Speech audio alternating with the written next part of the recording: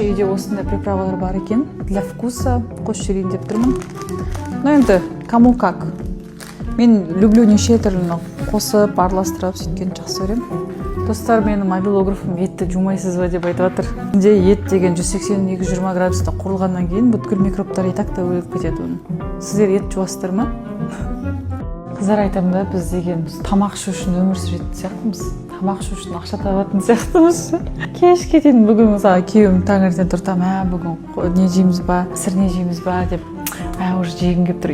Базарға бардық, ананы істедік, мынаны істедік. Соның барлығы бір тамақ үшін сонда былай қарап тұрсаң ше. Негізінде қыздар, бұл дұрыс ұғым емес. Біз деген негізі енді қазақтар қазіргі енді барлығымыз ақшамыз тек тамақтан, кредиттен артылмайды ғой. Негізінде адам өмір сүру үшін тамақ ішу керек. Ал біз наоборот тамақ ішу үшін өмір сүріп кеттік та. Соны что-то нужно менять. Чай мен нәскилер бойынша Алмасбек мырза тауарларын барлығын жіберіп аяқтадық деді. Енді чегін жібермей қалған адамдар болуы мүмкін. Қараңыздар, чектеріңізді жібердіңіздер ме, адрестарыңызды жаздыңыздар ма? Одан кейін телеграмға кіріп трек кодтарын көрмей қалатын адамдар болады. Мен мысалға телеграмға көп кіре бермеймін да. Вот сондай мен сияқты адамдар кіріп тексеріңіздер трек кодтарыңызды, сол бойынша барып поштадан заттарыңызды алып кетіңіздер. Өйткені кейбір адамдар ұмытып кетеді, оның срогі өтеді, ол қайтып келеді Алматыға деген сияқты. Сондай болып қалуы мүмкін, соған мұқият болыңыздар. Одан басқа, допустим, технические неполадки неше түрлі болып қалуы мүмкін. Мысалға, мен адрес жібердім, трек-код келмей қалды дегендер болса, немесе чек жібермей қалды. В общем, всякие вопросы могут быть. Сол сұрақтар бойынша мына төмендегі номерге жазыңыздар.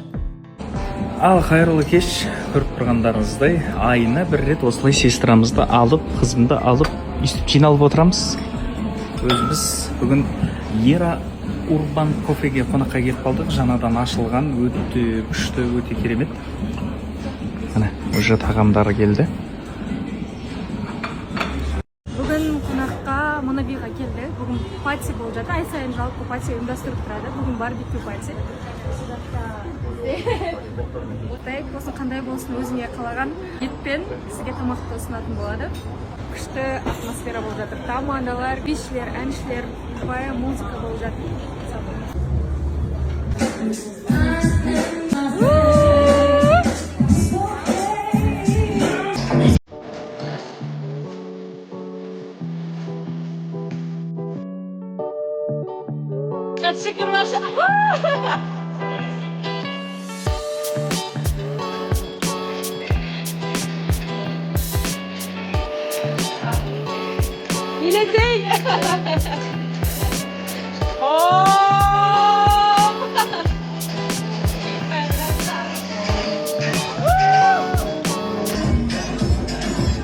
Мен сөзден авария болмасам Галина болам ба?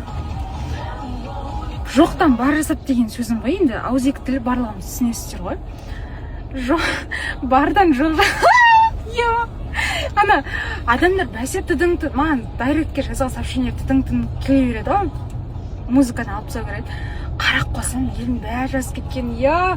Жоқтан бар жасап деген сөзді бардан жоқ жасап деп. Ладно, енді түсініп алдыңдар. Оны кері алып тастайын десем, қыруар еңбек жатыр, стористі салған. Болып кете берсін. Примерно біліп тұрсыңдар ғой, короче.